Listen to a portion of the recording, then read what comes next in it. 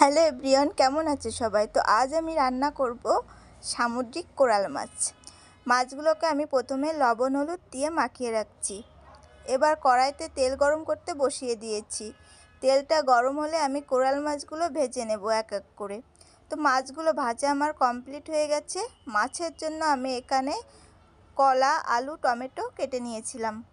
এবার এগুলোকে আমি ভালো করে ভেজে নেব, পরিমাণ মতো লবণ, পরিমাণ মতো হলুদ দিয়ে। তো এগুলো আমি জিরে তেলের পরে দিয়ে কিন্তু ভেজে নিয়েছিলাম। তো ভালো করে যখন আমার ভাজা হয়ে যাবে তখন এখানে আমি বাটা মশলা দিয়ে দিব। তো এখানে আছে জিরা, ধনিয়া, আদা বাটা, আর দিয়ে দেব শুকনো লঙ্কা বাটা। এবার এটাকে ভালো করে কষিয়ে নিব।